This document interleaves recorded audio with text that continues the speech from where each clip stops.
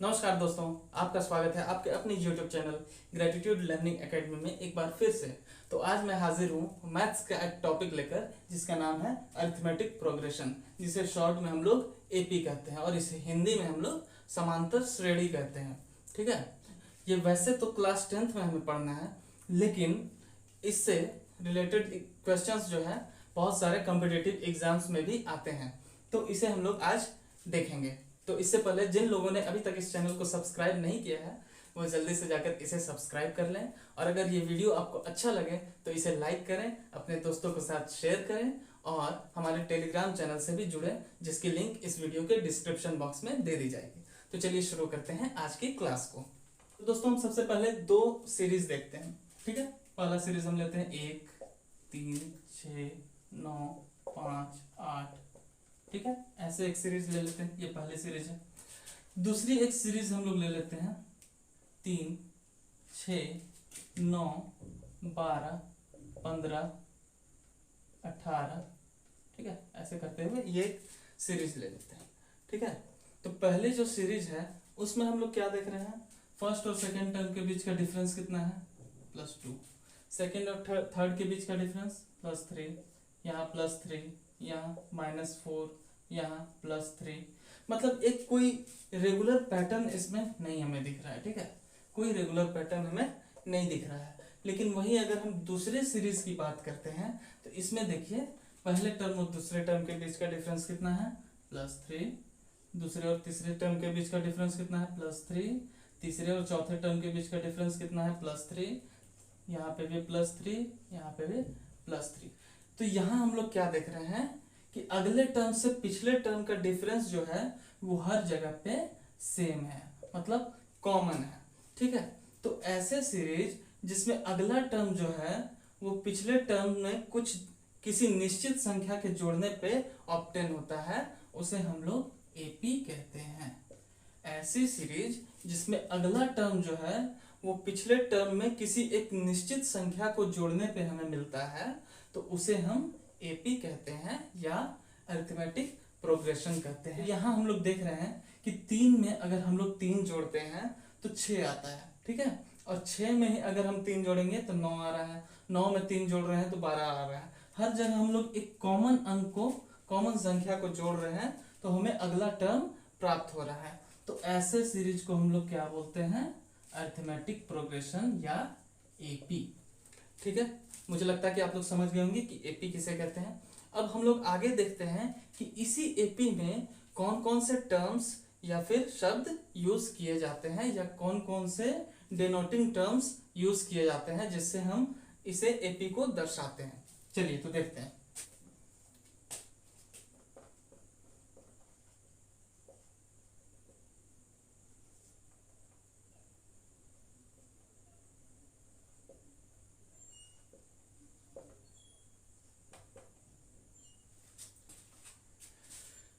तो चलिए दोस्तों, यहाँ हम लोग देख रहे हैं कि दो तरह के सीरीज जो है जो कि अरिथमेटिक प्रोग्रेशन में है। ठीक है, और कैसे हैं वो भी हम लोग देख लेते हैं। यहाँ पे +2, यहाँ +2, अगले टर्म के साथ +2। यहाँ देख रहे हैं कि हर जगह जो है 2 जोड़ने पे अगला टर्म यहाँ पे मिल रहा है पहले सीरीज में। और दूसरे सीरीज में हम लोग क्या देख रहे हैं कि हर जगह 3 माइनस करने पे अगला टर्म हमें मिल रहा है। तो हर जगह जो है वो कॉमन ही है। डिफरेंस क्या है, कॉमन है। यहाँ पे -3, -3, -3, -3, हर जगह डिफरेंस क्या है, कॉमन है। यहाँ पे हर जगह डिफरेंस क्या है, कॉमन है। कैसे कॉमन है, हर जगह +2 +2, 2 जोड़ने पे अगला टर्म मिल रहा है। ठीक है, तो अब एपी में कौन कौन से टर्म यूज किए जाते हैं वो हम लोग देखते हैं। तो पहला जो चीज एपी में यूज किया जाता है वो है ए। ठीक है, अब ये ए क्या होता है, तो किसी भी एपी का जो पहला टर्म होता है उसे हम लोग ए से डिनोट करते हैं। ठीक है, किसी भी एपी का फर्स्ट टर्म या पहला पद। तो अब आप लोग सोच रहे होंगे ये पद क्या होता है। तो किसी भी एपी में हर इंडिविजुअल टर्म, हर इंडिविजुअल डिजिट को हम लोग पद या टर्म कहते हैं। इंडिविजुअली मतलब इसे अगर सिंगल लिया जाए तो इसे हम लोग एक टर्म कहेंगे। क्या कहेंगे, टर्म कहेंगे, जिसे हिंदी में पद कहेंगे। ठीक है, तो इसी ए से हर एपी के पहले टर्म या पहले पद को दर्शाया जाता है। तो इस एपी में पहला पद क्या है, 2 है, दूसरे एपी में पहला पद क्या है, 12 है। ठीक है दोस्तों, अब हम आगे बढ़ते हैं और कौन कौन से टर्म्स जो है इस एपी में यूज किए जाते हैं। तो अगला टर्म जो एपी में यूज किया जाता है वो है डी। ठीक है, अब आप लोग सोच रहे हैं कि ये डी क्या है। तो ये डी जो होता है, हर जो अगले टर्म से पिछले टर्म के बीच का जो डिफरेंस होता है, ठीक है, उसे ही हम लोग डी से डिनोट करते हैं। अब हम लोग यहाँ पे देख रहे हैं 4 और 2 के बीच का डिफरेंस कितना है, 2 का है। 6 और 4 के बीच का डिफरेंस कितना है, 2 का है। मतलब ये जो है हर जगह जो है डिफरेंस क्या है, यहाँ पर सेम है। ठीक है, और यहाँ पे भी देख रहे हैं हम लोग कि हर अगले टर्म से पिछले टर्म का जो डिफरेंस है यहाँ पे भी बराबर है। मतलब अंतर क्या है, हर जगह बराबर ही है। तो इसी बराबर अंतर को ही हम लोग डी से डिनोट करते हैं, जिसे हम लोग कॉमन डिफरेंस या फिर हिंदी में सार्व अंतर कहते हैं। क्या कहते हैं, सार्व अंतर कहते हैं। मतलब हर जगह समान अंतर को ही सार्व अंतर कहा जाता है। ठीक है, अब अगला जो टर्म यूज होता है किसी एपी में वो है एन। क्या है, एन। ये एन क्या होता है, किसी भी एपी में नंबर ऑफ टर्म्स को एन से डिनोट किया जाता है या एन से दर्शाया जाता है। अब हम लोग देखते हैं कि इस एपी में नंबर ऑफ टर्म्स कितने हैं। ठीक है, इसे हटा देंगे। तो इस एपी में नंबर ऑफ टर्म्स कितने हैं, ये पहला टर्म, ये दूसरा, तीसरा, चौथा, पांचवा। तो इस एपी में टोटल नंबर ऑफ टर्म्स कितने हैं, पदों की संख्या कितनी है, तो 5 है। ठीक है, इस एपी में पदों की संख्या कितनी है, 5। तो जो किसी एपी में पदों की संख्या होती है उसे ही एन से दिखाया जाता है। मतलब एन क्या हो गया, नंबर ऑफ टर्म्स या पदों की संख्या। ठीक है, ठीक है दोस्तों, तो आप लोगों ने ए, डी और एन का मतलब समझ लिया। अब आगे जो हम लोग एपी के फॉर्मूलाज को देखेंगे तो उसमें इन्हीं टर्म्स का यूज किया जाएगा।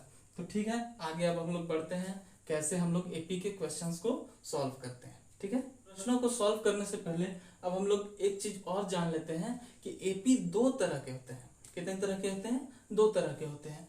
पहला जो एपी होता है वो होता है फाइनाइट एपी। क्या होता है, फाइनाइट एपी। ठीक है, वैसे एपी जिसमें पदों की संख्या निश्चित होती है, मतलब हमें पता होता है कि उसमें एक निश्चित पदों की संख्या है। जैसे फॉर एग्जांपल 2, 8, 14, 20, 26। ठीक है, ये यहीं पे आके खत्म हो गया। तो यहाँ पे पदों की संख्या कितनी है, टोटल 5 है। ये तो हमें पता है। ठीक है, तो ऐसे ही एपी जिसमें हमें पता रहे कि टोटल पदों की संख्या जो है कितनी है, उसे हम लोग फाइनाइट एपी कहते हैं। लेकिन वैसे एपी जिसमें हमें पता नहीं है कि कितने पद हैं, मतलब असंख्य भी हो सकते हैं, अनंत भी पद हो सकते हैं, तो वैसे एपी को हम लोग इनफाइनाइट एपी कहते हैं। क्या कहते हैं, इनफाइनाइट एपी। ठीक है, इनफाइनाइट एपी में हमें पता नहीं होता है कि इसमें पदों की संख्या कितनी है। एग्जाम्पल के लिए 6, 8, 10, 12 कहते हैं डॉट डॉट डॉट। यहाँ हमें पता नहीं चल रहा है कि इसमें पदों की संख्या कितनी है, तो ऐसे एपी को हम लोग इनफाइनाइट एपी कहते हैं। तो चलिए अब हम इस एपी से रिलेटेड कुछ क्वेश्चंस को हम लोग सॉल्व करते हैं। किसी एपी में दोस्तों अगला जो पद होता है उसे निकालने के लिए पिछले पद में कॉमन डिफरेंस को या सार्व अंतर को जोड़ा जाता है, जिसे हम लोग देखते हैं कि कैसे। ठीक है, जैसे हम लोग जानते हैं, अभी ही हम लोग ने पढ़ा कि किसी एपी के पहले टर्म को हम लोग ए से डिनोट करते हैं। किससे डिनोट करते हैं, ए से। तो पहला टर्म जब ए है तो दूसरा टर्म हमारा क्या होगा, पहले टर्म में हम लोग कॉमन डिफरेंस या सार्व अंतर को जोड़ देंगे। मतलब a प्लस डी, हमारा दूसरा टर्म क्या होगा, a प्लस डी होगा। उसी तरह से जो तीसरा पद क्या होगा, ये पहला पद हो गया, ये दूसरा पद हो गया। इसी तरह से हमारा तीसरा पद क्या होगा, तो इस दूसरे पद में जब हम लोग कॉमन डिफरेंस को एक बार फिर से जोड़ेंगे तो वही हमारा तीसरा पद हो जाएगा। मतलब a plus D plus D, इसका मतलब a प्लस 2d। ठीक है दोस्तों, ऐसे ही करते करते जो है हमारे आगे के टर्म्स भी निकलेंगे। अगर हमसे पूछा जाए कि 15वां टर्म क्या होगा, तो 15वां टर्म होगा a प्लस 14d। ठीक है, 15वां टर्म। अब हम लोग यहाँ पे क्या देख रहे हैं दोस्तों कि दूसरे टर्म में एक डी जोड़ा गया, ठीक है, 1d जोड़ा गया। तीसरे जो टर्म में है 2d जोड़ा गया। 15वें टर्म में जो है 14d जोड़ा गया। ठीक है, तो अब हम लोग इसे किस तरह से लिख सकते हैं, इसे हम लोग लिख सकते हैं a plus n minus 1 into d. ठीक है, ये कैसे हुआ, यहाँ हम लोग देख रहे हैं n की संख्या कितनी है, नंबर ऑफ टर्म्स है 2, तो a plus 2 minus 1 into D, मतलब a प्लस डी। देखिए ये जो यहाँ पर आया ये इससे मैच कर रहा है a प्लस डी से। ठीक है, तो ये जो फॉर्मूला होता है यही होता है किसी एपी के nth टर्म को निकालने का फॉर्मूला। ठीक है, तो किसी एपी के nth टर्म को हम लोग an से डिनोट करते हैं। an का मतलब क्या है दोस्तों, किसी भी एपी के nth टर्म का को हम लोग an से डिनोट करते हैं। nth टर्म का मतलब कोई भी टर्म हो सकता है। अगर क्वेश्चन में अगर हम दिया जाए 15वां टर्म, तो ठीक है, तो वो 15वां टर्म में n की जगह हम लोग a15 लिख देंगे। अगर दिया जाए क्वेश्चन में कि 20वां टर्म, तो a20 लिख देंगे। तो यही n जो होता है वो nth टर्म को दिखाता है कि जिस टर्म का वैल्यू हम लोगों को निकालना है। ठीक है, तो चलिए अब हम लोग एपी के एक फॉर्मूले को देखते हैं जिससे हम लोग किसी एपी के nth टर्म को ज्ञात करते हैं। ठीक है, तो एपी के nth टर्म को ज्ञात करने का फॉर्मूला क्या है, an is equal to a plus n minus 1 into d. किसी भी एपी के nth टर्म को जो है निकालने का फॉर्मूला क्या है, a plus n minus 1 into D, जिसमें a क्या है फर्स्ट टर्म, n क्या है नंबर ऑफ टर्म्स, और d क्या है कॉमन डिफरेंस। ठीक है, यह भी हम लोगों ने थोड़ी देर पहले पढ़ा था। ठीक है, तो किसी भी एपी में nth टर्म को अगर हम लोगों को निकालना रहेगा तो हम लोग इसी फॉर्मूले का यूज करेंगे। ठीक है दोस्तों, तो चलिए इससे रिलेटेड कुछ क्वेश्चंस को हम लोग सॉल्व कर लेते हैं। तो चलिए अब हम लोग यहाँ पर एक एपी को लेते हैं। ठीक है, तो जैसे मान लीजिए एक एपी है 10, 7, 4 ऐसे डॉट डॉट डॉट, इसका हम लोगों को 30th टर्म निकालना है। ठीक है, क्या टर्म निकालना है, 30th टर्म निकालना है। ठीक है, तो इसमें सबसे पहले हम लोग देखेंगे कि इस एपी में पहला टर्म क्या है। तो गिवन दिया क्या हुआ है, a बराबर 10। इस एपी का पहला टर्म क्या है 10 है, तो a बराबर क्या हो गया 10 हो गया। ठीक है, अब हम लोग जानते हैं कॉमन डिफरेंस निकालने का फॉर्मूला क्या होता है। कॉमन डिफरेंस निकालने का फॉर्मूला होता है कि दूसरे टर्म में से पहले टर्म को माइनस करेंगे तो हम लोगों का d निकलेगा। तो d बराबर क्या हो जाएगा 7 माइनस 10। ठीक है, यही हमारा d हो जाएगा। d कैसे हम लोग निकालते हैं, दूसरे टर्म में से पहले टर्म को जब हम माइनस करेंगे तो हमारा d या कॉमन डिफरेंस निकलेगा। तीसरे टर्म से भी अगर हम लोग दूसरे टर्म को माइनस करेंगे तो उससे भी हमारा कॉमन डिफरेंस ही निकलेगा, क्योंकि हम जानते हैं कि किसी एपी में अगला टर्म जो होता है उससे पिछले टर्म का डिफरेंस जो है हर जगह बराबर होता है, इसीलिए इसे कॉमन डिफरेंस कहा जाता है। तो d बराबर यहाँ पर हम लोग दूसरे टर्म से पहले टर्म को माइनस करेंगे, तो यहाँ d बराबर क्या आ गया दोस्तों -3। तो इस केस में a बराबर 10 है, d बराबर -3 है, और यहाँ पे हम लोगों को दिया गया है 30th टर्म, मतलब n का वैल्यू कितना दिया हुआ है 30। मतलब हमें nth टर्म जो है दिया हुआ है, क्या टर्म है 30वां टर्म, जिसकी वैल्यू हमें निकालनी है। तो अभी हम लोगों ने देखा था कि अब एपी का फॉर्मूला क्या होता है nth टर्म को निकालने का, an equal to a plus n minus 1 into d. ठीक है दोस्तों, तो अब n के जगह पे हम लोग ये 30 को पुट करेंगे, तो 30th टर्म बराबर क्या हो जाएगा, a का वैल्यू है 10 प्लस n की वैल्यू है 30 माइनस 1 इंटू डी की वैल्यू है -3। ठीक है, अब इसे हम लोग जब सॉल्व करेंगे तो ये आएगा 10 प्लस 29 इंटू -3। ठीक है, तो 10 29 को -3 से जब हम लोग मल्टीप्लाई करेंगे तो ये आएगा -87।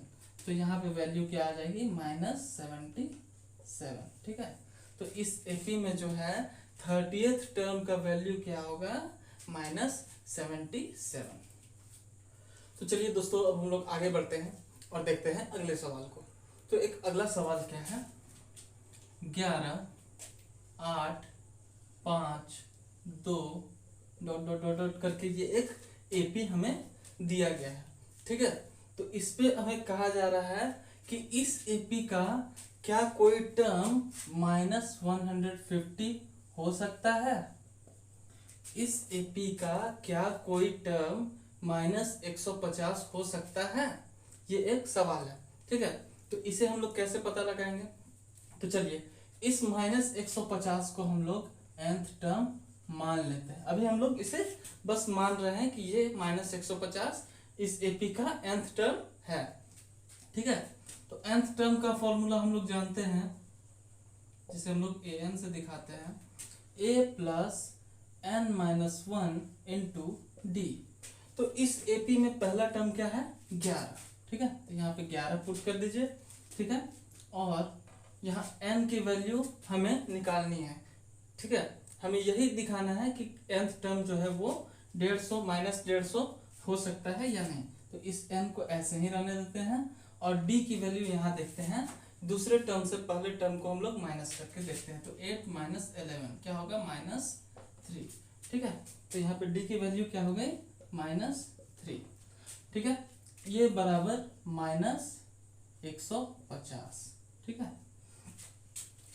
ठीक है दोस्तों, यहाँ पे हम लोग देखते हैं।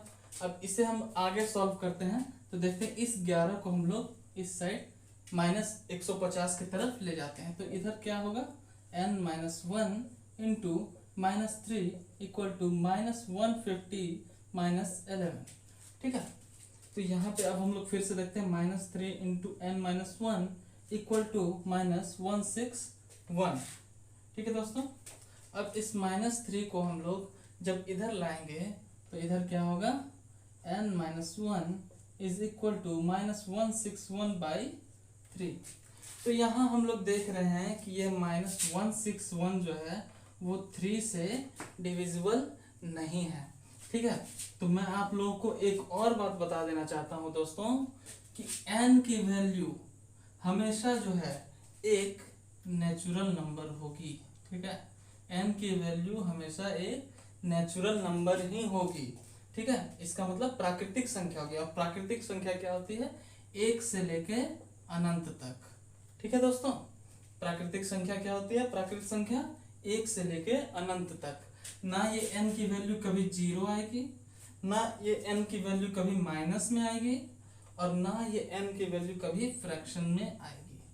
ठीक है, तो यहाँ पे हम लोग देख रहे हैं कि n की वैल्यू जो है वो फ्रैक्शन में आ रही है, बटे में आ रही है। तो यहाँ पे n की वैल्यू जो है पॉसिबल नहीं है, इसीलिए ये -150 जो है वो इस एपी का पार्ट या कोई पद नहीं होगा। ठीक है दोस्तों, आप लोग समझ गए होंगे, ऐसा मुझे लगता है। इस एपी को बहुत ही आसान भाषा में आप लोगों को समझाने की कोशिश कर रहा हूँ, और आई होप कि आप लोगों को ये समझ भी आ रहा होगा। ठीक है, तो इसी में हम लोग आगे बढ़ते हैं। चलिए अगला क्वेश्चन क्या है, कोई एक एपी है। ठीक है, कोई एक एपी दिया गया है, उसका जो थर्ड टर्म है या तीसरा टर्म है वो दिया गया है 12। थर्ड टर्म क्या है, 12। और उसी एपी का 50वां टर्म दिया गया है, 50th टर्म जो दिया गया है वो दिया गया है 106। ठीक है, किसी एपी का तीसरा टर्म कितना है, 12 है, और उसी एपी का 50वां टर्म क्या दिया गया है, 106। तो हमें क्वेश्चन है, तो क्वेश्चन क्या है, क्वेश्चन है कि इसी एपी का 29th टर्म क्या होगा। ठीक है, इसी एपी का 29th टर्म क्या होगा। तो इसे अब हम लोग कैसे सॉल्व करेंगे, तो इसे सॉल्व करने के लिए हम लोग लीनियर इक्वेशन इन 2 वेरिएबल्स, ठीक है, उसका यूज करके इस क्वेश्चन को हम लोग सॉल्व करेंगे। ठीक है, तो देखिए कैसे सॉल्व करते हैं। ये थर्ड टर्म ठीक है, हम लोग जानते हैं किसी एपी के nth टर्म का फॉर्मूला क्या होता है, a plus n minus one into d. ठीक है, तो ये थर्ड टर्म का फॉर्मूला क्या हो जाएगा, a plus 3 minus one into d is equal to 12, ये दिया गया है। ठीक है, ये हम लोग, तो इसे अगर हम लोग थोड़ा सॉल्व करेंगे तो ये क्या हो जाएगा, a plus 2d is equal to 12, इसे हम लोग पहला इक्वेशन मान लेते हैं। ठीक है, उसी तरह ये 50th टर्म को हम लोग क्या लिख सकते हैं, a plus 50 minus one into d is equal to 106। इसे जब हम लोग सॉल्व करेंगे तो इसे हम लोग क्या लिख सकते हैं, a plus 49d is equal to 106, इसे हम लोग सेकेंड इक्वेशन मान लेंगे। तो हम लोग देख ले रहे हैं ये linear equation in two variable के फॉर्म में आ गया है। ठीक है, यहाँ पे दो वेरिएबल कौन कौन से हैं, एक a है और एक d है।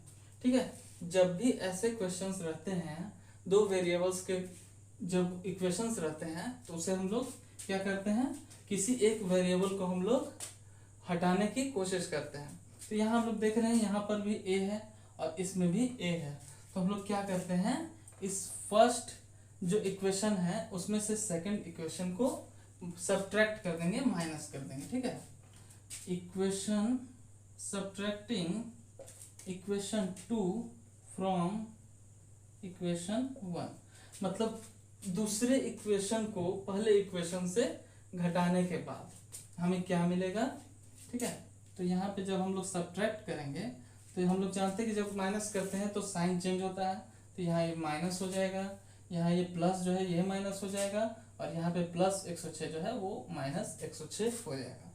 तो ये हम लोग जानते हैं यहाँ प्लस a यहाँ माइनस a दोनों आपस में कट जाएंगे। ठीक है, तो यहाँ पे हम लोग देख रहे हैं कि a जो है वो हट गया है। अब हम लोग यहाँ देखते हैं plus 2d minus 49d is equal two plus 12 minus 106।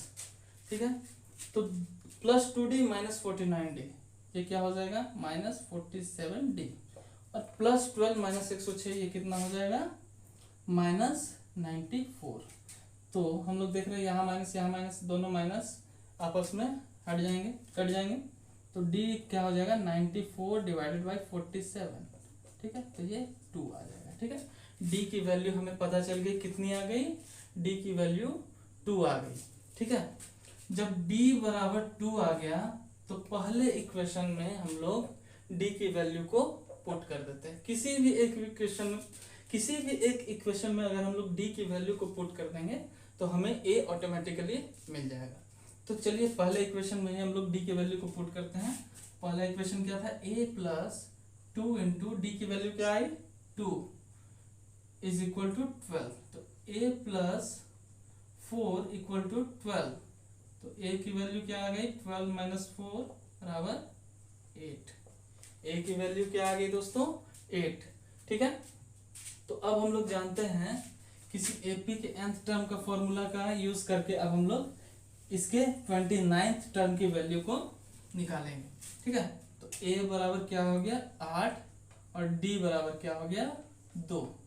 तो अब 29th टर्म a29 इसे हम लोग लिखेंगे, या t29 ऐसे भी लिख सकते हैं, a29 या टर्म 29 ऐसे भी हम लोग लिख सकते हैं। तो इसकी वैल्यू क्या हो जाएगी, a plus 29 minus 1 into D, a की वैल्यू 8 प्लस 28 इंटू 2, 28 इंटू 2 कितना हो जाएगा 56, 8 प्लस 56 इज इक्वल टू 64। तो 29th टर्म की वैल्यू क्या निकल गई दोस्तों, 64। यही हमारा क्या हो जाएगा, आंसर हो जाएगा। ठीक है दोस्तों, मुझे लगता है कि आप लोग इस सवाल को समझ गए होंगे, और इस तरह के सवाल अगर एग्जाम्स में आएंगे तो इसे भी आप लोग आसानी से सॉल्व कर सकते हैं। चलिए दोस्तों, अब हम लोग अगले सवाल की तरफ बढ़ते हैं। जो अगला सवाल भी जो है उसे भी हम लोग बड़ी ही आसानी से सॉल्व करके देखेंगे। ठीक है, तो हम लोग देखते हैं कि अगला सवाल जो है वो क्या है। ठीक है दोस्तों, चलिए दोस्तों, अब हम लोग अगला सवाल लेते हैं। अगला सवाल क्या है कि एक एपी दिया हुआ है जो कि क्या है 3 है, 15, 27, 39 ऐसे एक एपी दिया गया है।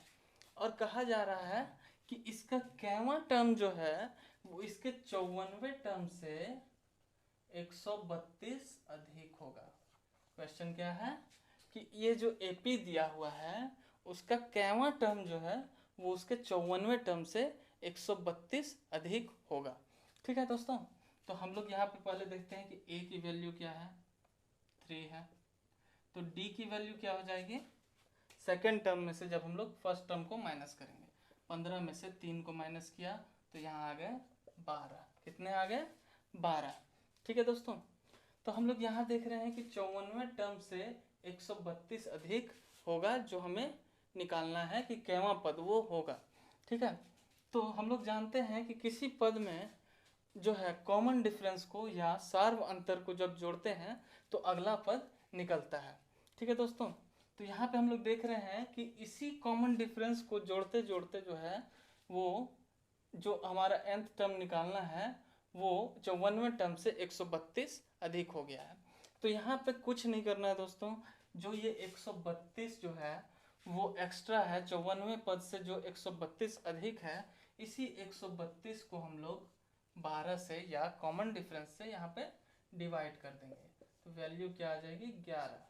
ठीक है, तो इसका मतलब ये है कि जो nth टर्म है जो 54वें टर्म से 132 अधिक है, वो nth टर्म इस 54वें टर्म से 11 टर्म आगे होगा। इसका मतलब जो टर्म 54वें टर्म से 132 अधिक है वो कौन सा टर्म है, 54 प्लस 11 मतलब 65th टर्म।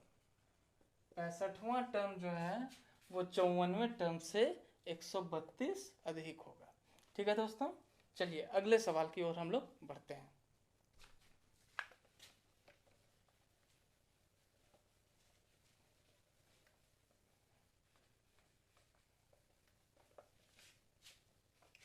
चलिए अगला सवाल जो है वो क्या है, कोई एक अमाउंट 1000 रुपये है, 1000 रुपये की एक राशि है जिसपे 8% का ब्याज हमें मिल रहा है। हर वर्ष हमें 8% का साधारण ब्याज मिल रहा है। तो सवाल ये है कि इसके जो हर साल जो ब्याज मिल रहा है वो क्या एपी में है। सवाल क्या है कि हर साल जो इस जो राशि है इस पे 8% के साधारण ब्याज से जो हमें ब्याज मिल रहा है क्या वो एपी में है। अगर है तो इस एपी का जो है मतलब 30वें साल में कितना इंटरेस्ट या कितना ब्याज मिलेगा। ठीक है दोस्तों, तो इसे हम लोग कैसे सॉल्व करेंगे। ठीक है, यहाँ पे दिया हुआ है जो राशि है जिसे हम लोग पी कहते हैं, पी मतलब मूलधन। ठीक है, मूलधन दिया गया है 1000 रुपये। ठीक है, रेट या दर दी गई है 8%। ठीक है दोस्तों, तो पहले साल में साधारण ब्याज का क्या होगा, तो पहले साल में साधारण ब्याज की वैल्यू क्या होगी, PRT/100, जिसमें P की वैल्यू 1000, R की वैल्यू 8 और टाइम पहले साल में निकाल रहे हैं तो 1/100। तो यहाँ पे वैल्यू क्या आ जाएगी, 80। ठीक है, ये पहले साल में। दूसरे साल में क्या हो जाएगी, 1000 × 8 × 2/100। ठीक है, मतलब 160। ये दूसरे साल में हमें ब्याज मिलेगा। तीसरे साल में ब्याज क्या मिलेगा, 1000 × 8 × 3/100 हमें क्या मिलेगा, 240। अब हम लोग देख रहे हैं पहले साल में कितना ब्याज मिला, 80। दूसरे साल में ब्याज कितना मिला, 160। तीसरे साल में ब्याज कितना मिला, 240। ठीक है, अब हम लोग यहाँ क्या देखते हैं, एपी में होने का मतलब क्या है कि अगले टर्म से पिछला टर्म जो है हमेशा कॉमन डिफरेंस में होगा। ठीक है, तो यहाँ पे देखते हैं 160 - 80 ये कितना होगा, 80। 240 में जब हम लोग 60 को घटाएंगे, 160 को घटाएंगे तो ये भी कितना होगा, 80। अब हम लोग देख रहे हैं कि यहाँ डिफरेंस जो है वो कॉमन आ चुका है, यहाँ पे भी 80 है, यहाँ पे भी 80 है, तो इसका मतलब ये डी है, मतलब डिफरेंस जो है कॉमन है। इसका मतलब ये जो है इसका जो ब्याज है वो एपी में है। ठीक है दोस्तों, तो ये तो हम लोगों ने सॉल्व कर लिया कि इसका जो ब्याज है वो एपी में है। ठीक है, तो अब हमें क्या निकालना है दोस्तों कि 30वें साल में हमें कितना ब्याज मिलेगा। तो पहले साल में ब्याज मिला 80, दूसरे में 160, तीसरे में 240, हमें निकालना है 30th टर्म मतलब 30 साल में। ये पहला साल, दूसरा साल, तीसरा साल, वैसे ही 30वें साल में हमें निकालना है कि 30वें साल में कितना ब्याज मिलेगा। तो कुछ नहीं करना है, इसमें भी डायरेक्ट जो है एपी के nth टर्म का फॉर्मूला हमें लगा देना है। तो nth टर्म, 30वां टर्म क्या हो जाएगा 80 प्लस 30 माइनस 1 इंटू डिफरेंस हमारा कितना है 80 है। ठीक है दोस्तों, 80 जोड़ 29 गुने 80। ठीक है, 29 को जब हम लोग 80 से मल्टीप्लाई करेंगे तो उसकी वैल्यू आएगी 2320। ठीक है, 2320 में जब हम लोग 80 को जोड़ेंगे तो वैल्यू आएगी 2400। तो 30वें साल में हमें कितना ब्याज प्राप्त होगा 2400 रुपये। ठीक है, 2400 रुपये हमें 30वें साल में ब्याज प्राप्त होगा। तो चलिए दोस्तों आगे बढ़ते हैं अगले सवाल की ओर।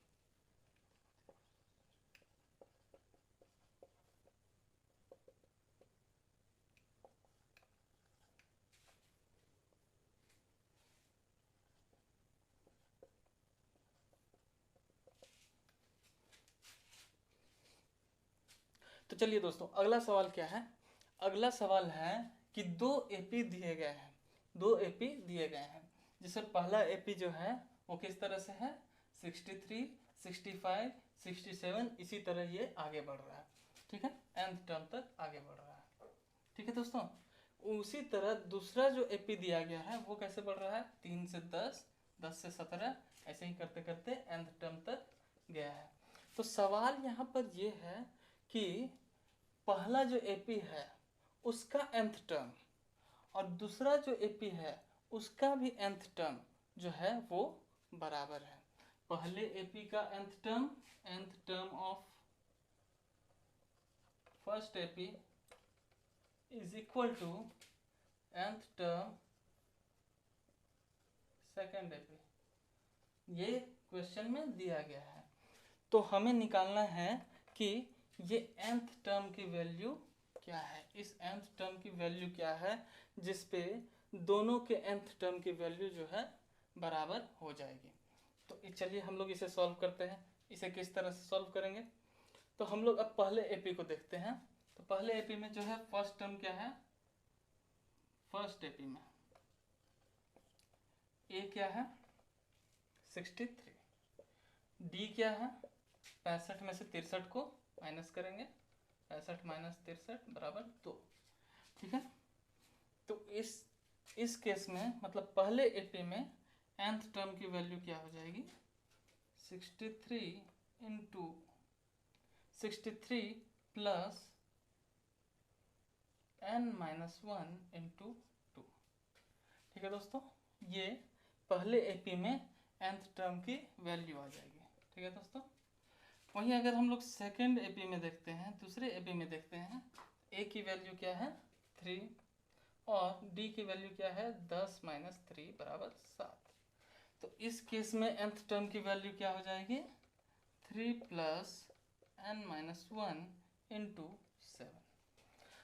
अब देखिए दोस्तों, हम लोगों ने क्वेश्चन में ही पहले देख लिया है कि दोनों एपी के nth टर्म की वैल्यू जो है वो बराबर है। इसका मतलब क्या हो गया कि 63 plus n minus 1 into 2 is equal to 3 plus n minus 1 into 7। ठीक है दोस्तों, यही हमें क्वेश्चन में दिया गया है। ठीक है, तो अब हम लोग इसे सॉल्व करते हैं। तो ये हो जाएगा 63 plus 2n minus 2 is equal to 3 plus 7n minus 7। अब हम लोग जो है वेरिएबल को एक साइड कर लेते हैं। ठीक है, और बाकी कांस्टेंट्स को एक साइड कर लेते हैं। तो जब हम 63 माइनस 2, जब हम 3 और 7 को इधर ले आते हैं तो ये +3 जब इस साइड आएगा इक्वल टू इस साइड आएगा तो ये -3 हो जाएगा, और -7 जब इधर आएगा तो वो +7 हो जाएगा, और यहाँ 7n है, और ये जो +2n है जब इक्वल के उस साइड आएगा तो -2 हो जाएगा, -2n हो जाएगा। तो हम लोग देखते हैं, यहाँ इसे सॉल्व करते हैं तो 70 में से 5 गया 65 इज इक्वल टू 5n। तो n की वैल्यू क्या निकल गई, 65 डिवाइडेड बाई 5 इक्वल टू 30। ठीक है, तो यही जो 13th टर्म है, दोनों ही एपी का जो 13वां टर्म है वो आपस में बराबर आएंगे। यही वैल्यू जो है हमें निकालनी थी, n की वैल्यू निकालनी थी। तो क्या हो गया कि पहले और दूसरे दोनों एपी के का 13वां टर्म जो होगा वो आपस में इक्वल होगा। ठीक है, तो चलिए अब हम इसे चेक करते हैं कि हमारा जो ये आंसर निकला है कि 13वां टर्म जो है वो आपस में बराबर होंगे, वो सही है या गलत है। तो चलिए इसे कैसे हम लोग चेक करेंगे। तो चेक करने का तरीका बस वही है कि nth टर्म मतलब 13वें टर्म की वैल्यू हम लोग निकाल लेंगे। तो पहले इक्वेशन में मतलब पहले एपी में A13 की वैल्यू क्या हो जाएगी, 63 प्लस 13 माइनस 1 इंटू 2। तो वैल्यू क्या आ जाएगी, 63 plus 12 into 2 24 is equal to 87। ठीक है, और दूसरे एपी में जब हम लोग देखते हैं 13वें टर्म की वैल्यू क्या हो जाएगी, 3 प्लस 13 माइनस 1 इंटू 7। तो यहाँ पे ये क्या हो गया, 3 प्लस 12 इंटू 7 12 सत्ते 84, यहाँ देख रहे हैं 87, यहाँ पे भी 87, यहाँ पे भी 87। तो देख रहे हैं कि दोनों ही केसेस में 13वां टर्म जो है आपस में इक्वल है। तो हमारा जो वैल्यू nth टर्म का आया, n की वैल्यू जो 13 आई वो यहाँ पे सेटिस्फाई होगी, इसीलिए हमारा आंसर सही है। ये एक चेक करने का तरीका है कि हमारी जो वैल्यू आई है वो सही है या गलत है। ठीक है, इसे आप एग्जाम में एक बार सॉल्व करके देख भी सकते हैं ताकि आप लोग डबल श्योर हो जाएं। चलिए तो अगले सवाल की ओर बढ़ते हैं। तो अगले सवाल में है एक मदन जी हैं। कौन है, एक मदन जी हैं। ठीक है, मदन जी हैं। कहा जा रहा है कि मदन जी की 1995 में जो सैलरी थी वो 5,000 रुपये थे। कितनी थी, 5,000 रुपये थी। 1995 में मदन जी की सैलरी कितनी थी, 5,000 रुपये थी। और कहा जा रहा है कि हर साल उनके वेतन में 200 रुपये की वृद्धि की जाती है। ठीक है, कहा जा रहा है कि उनके वेतन में हर साल 200 रुपये की वृद्धि की जा रही थी। तो कितने सालों के बाद उनकी सैलरी जो है वो 7,000 रुपये हो जाएगी। सवाल यही है कि कितने साल के बाद मदन जी की सैलरी जो है वो 7,000 रुपये हो जाएगी। तो चलिए इसे हम लोग कैसे सॉल्व करते हैं। इसमें भी हमें कुछ नहीं करना है, इसमें भी हम लोग देख रहे हैं कि ए की वैल्यू हमें पता है 5,000। यहाँ पे हमें डी की वैल्यू दी गई है, हर साल जब कॉमन ही जो अमाउंट बढ़ रहा है मतलब डी की वैल्यू 200 है। ठीक है, और यहाँ पे एक चीज़ हम लोग देखते हैं कि हमें nth टर्म की वैल्यू दी गई है कि जो हमारा आखिरी टर्म जो है nth टर्म है, यहाँ पे 7,000 दिया गया है। ठीक है, ये हमें दे दिया गया है। तो हमें वैल्यू किस चीज़ की निकालनी है, तो हमें यही n की वैल्यू निकालनी है। ठीक है, n की वैल्यू निकालनी है हमें इस सवाल में। तो चलिए इसे कैसे सॉल्व करते हैं।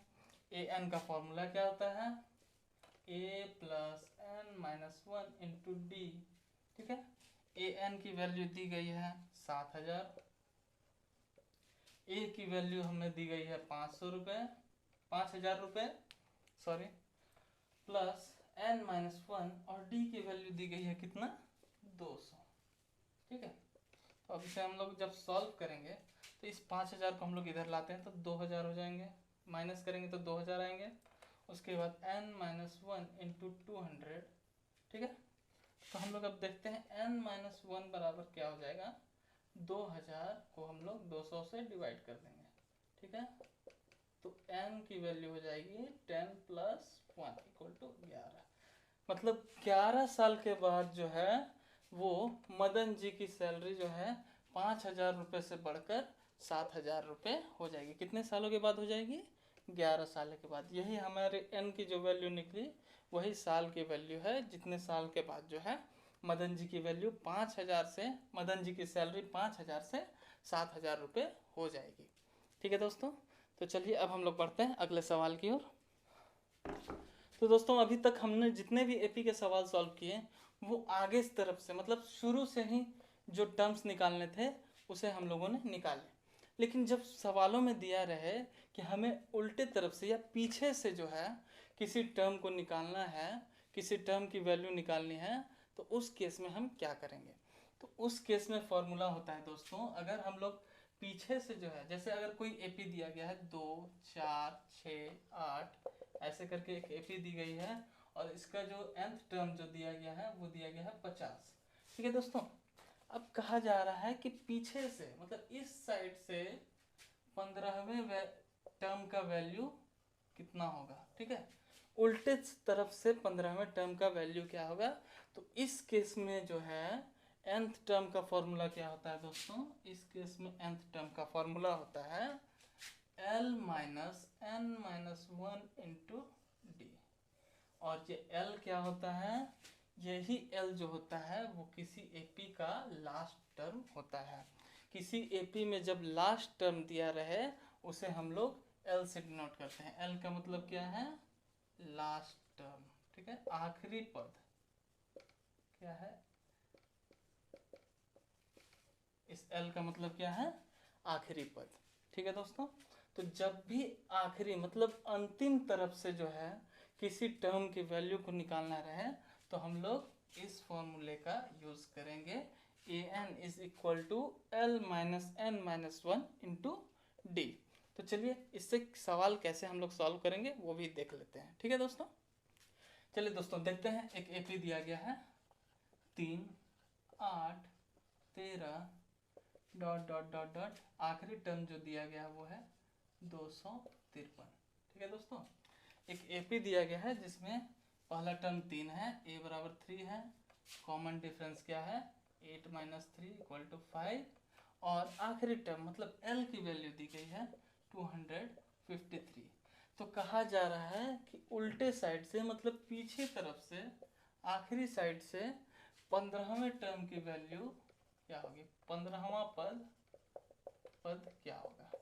ठीक है दोस्तों, तो अभी हम लोगों ने पढ़ा है कि जब भी पीछे से किसी टर्म की वैल्यू को निकालना रहे तो उसका फॉर्मूला होता है an is equal to l minus n minus 1 into d. इस केस में l की वैल्यू कितनी है 253 माइनस n की वैल्यू कितनी है 15 दिया गया है कि 15वें टर्म का वैल्यू हमें निकालना है। तो 15 में से 1 को माइनस करेंगे और d की वैल्यू कितनी है 5। ठीक है, तो यहाँ पे जब हम इसे सॉल्व करेंगे तो ये कितना आएगा, 14 को 5 से इंटू करेंगे तो 14 पचे 70।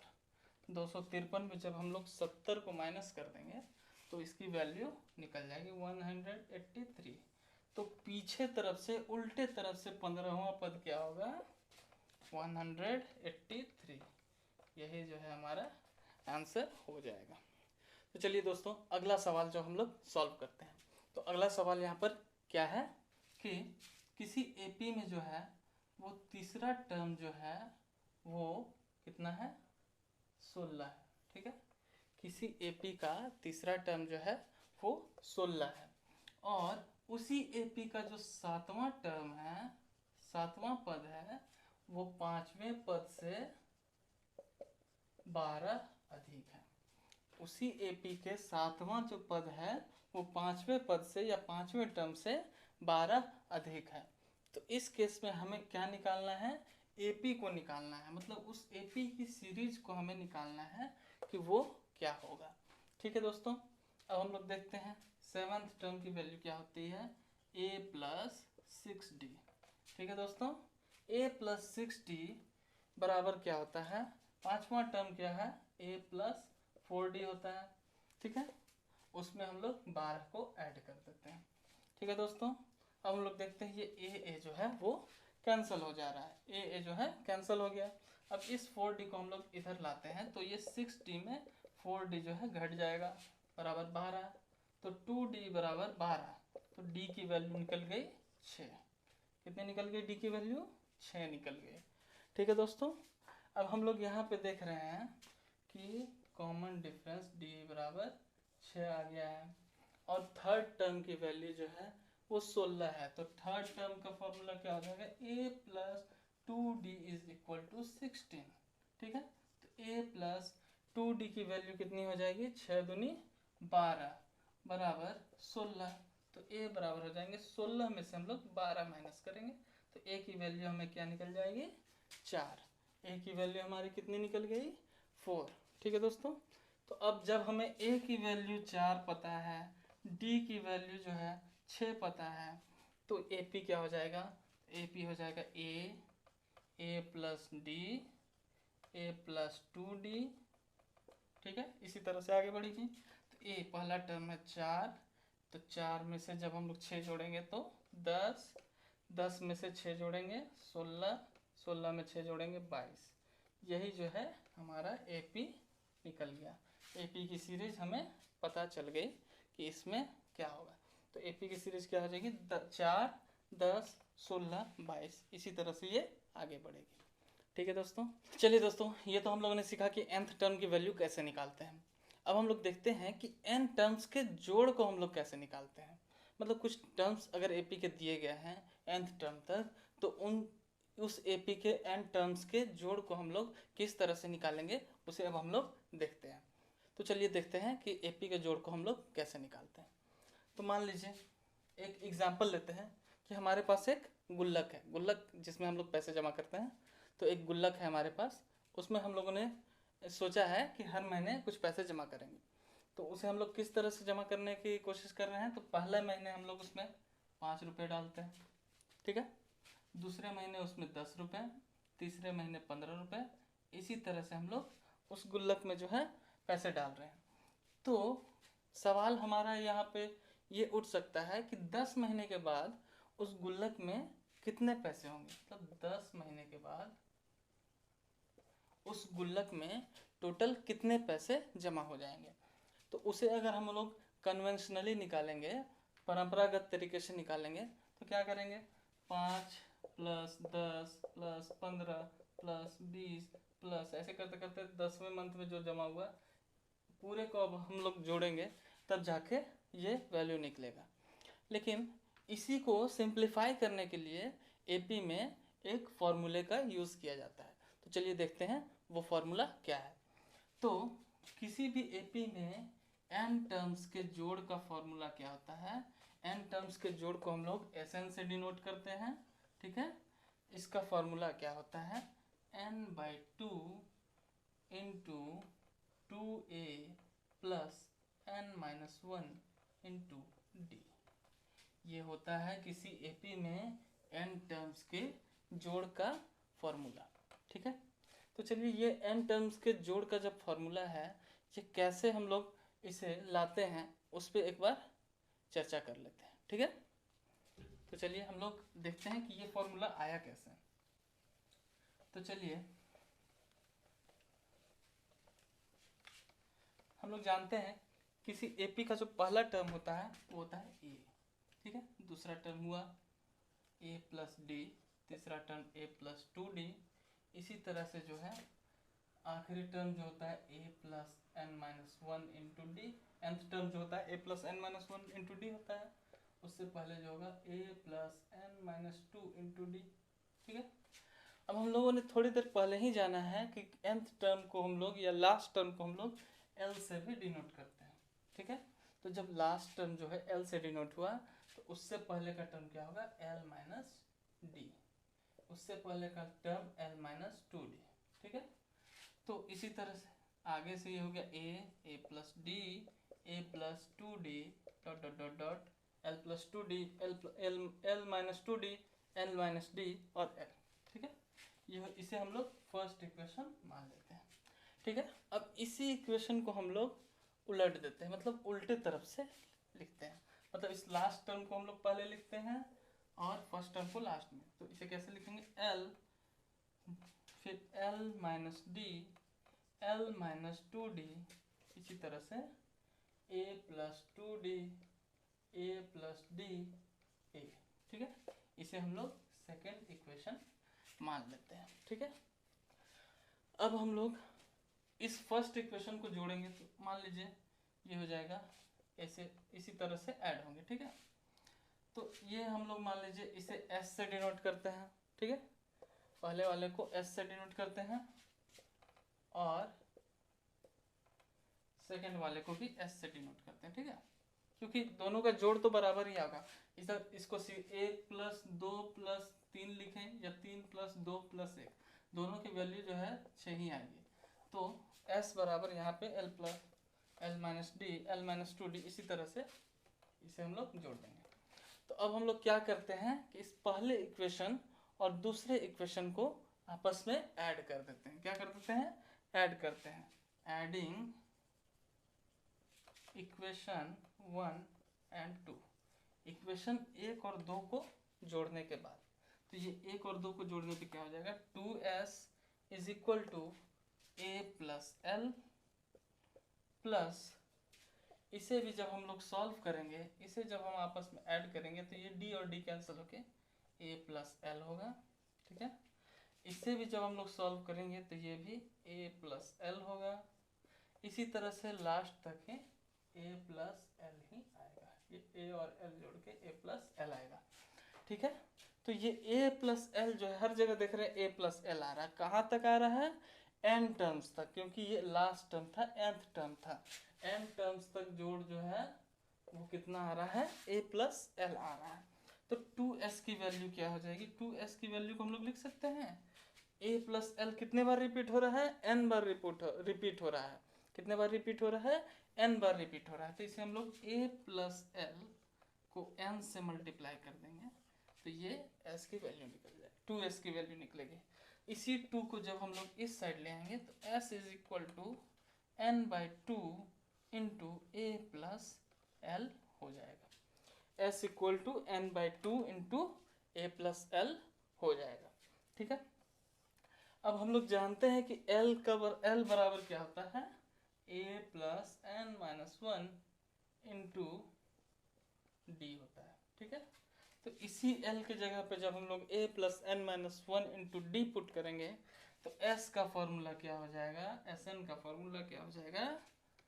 n by 2 into a plus n minus 1 into d, जो कि हो जाएगा n by 2 into 2a plus n minus 1 into d. देखिए ये वो फॉर्मूला जो आ गया, जो अभी हम लोगों ने लिखा था Sn का फॉर्मूला, वही सेम फॉर्मूला यहाँ पे हम लोगों ने इसे सॉल्व करके ले आया। ठीक है, तो अब इस फॉर्मूले का यूज़ करके हम लोग सम कैसे निकालते हैं वो अब हम लोग देखते हैं। तो चलिए, जो पहला सवाल है वो सीधा फॉर्मूला बेस्ड है। पहला सवाल क्या है? कोई एपी है, जैसे फर्स्ट टर्म 2 है, सेकेंड टर्म 7 है, थर्ड टर्म 12 है, वैसे ही एपी है जिसके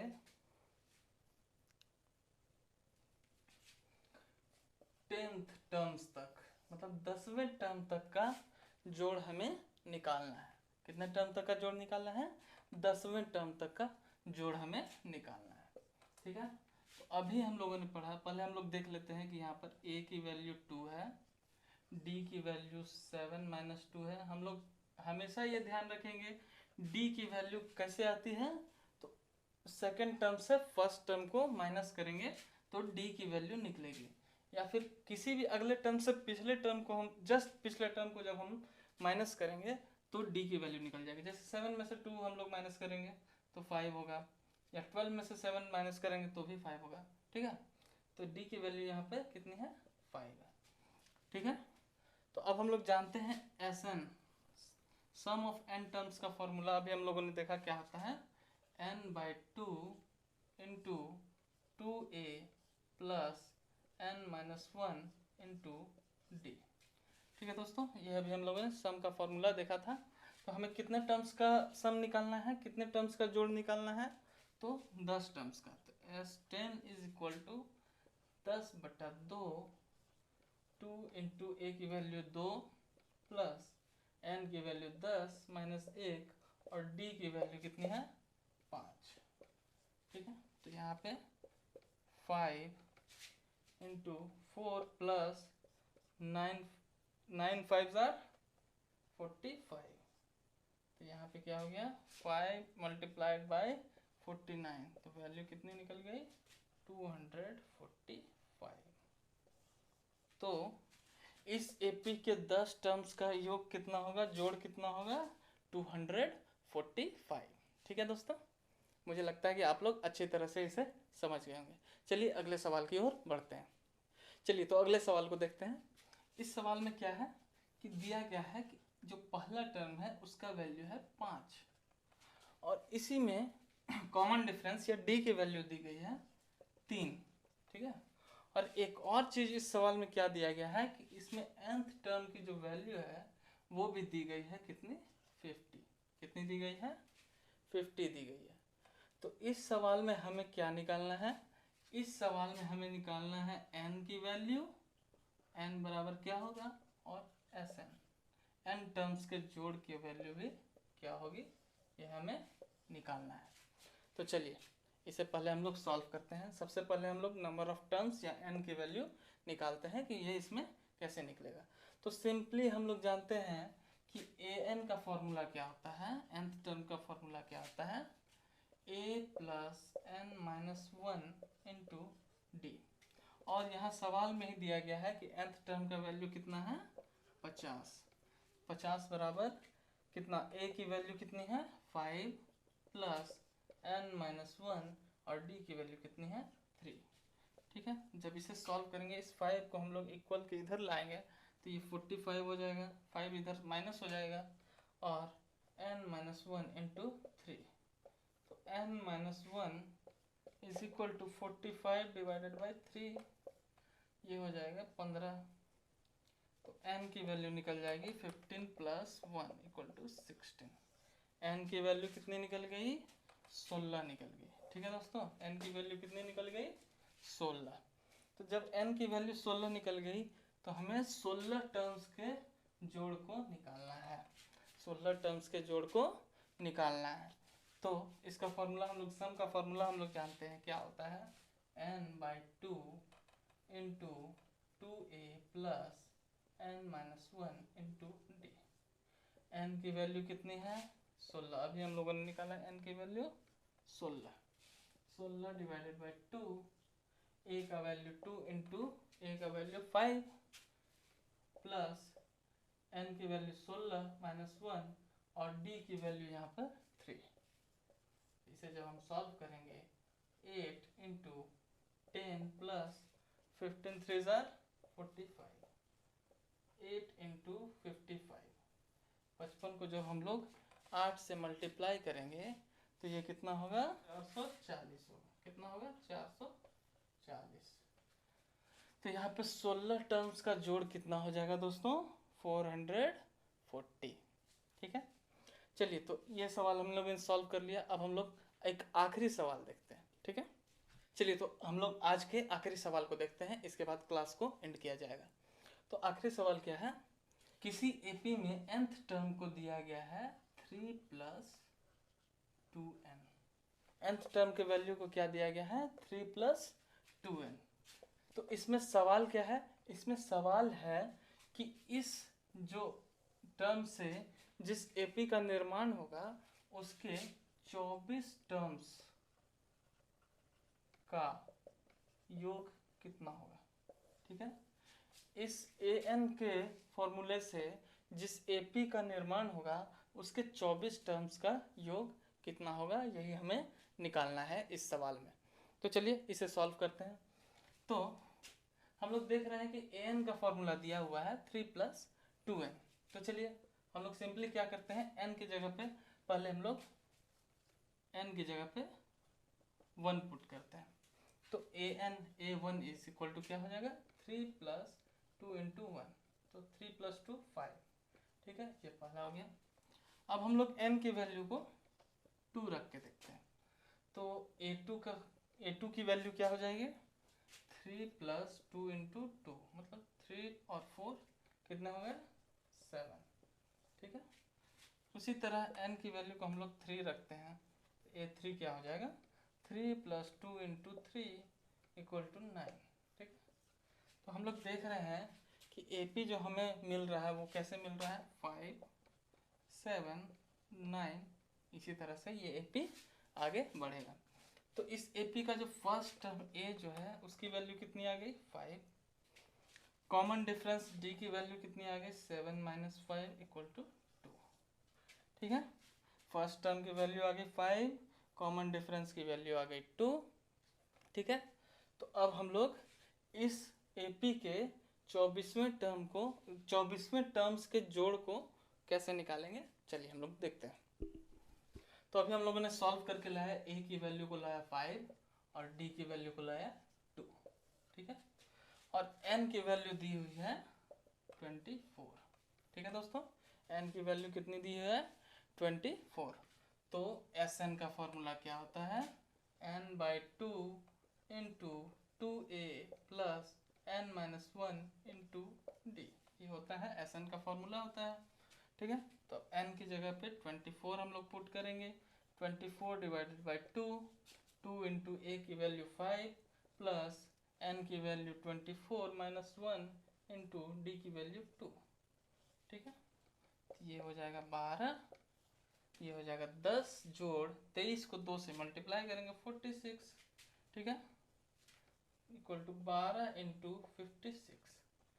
तो 56 को जब हम लोग 12 से मल्टीप्लाई करेंगे तो कितना आएगा 560 जोड़ 112 672, कितना आ जाएगा 672। तो इस AP में 24 टर्म्स का जोड़ कितना आ जाएगा 672।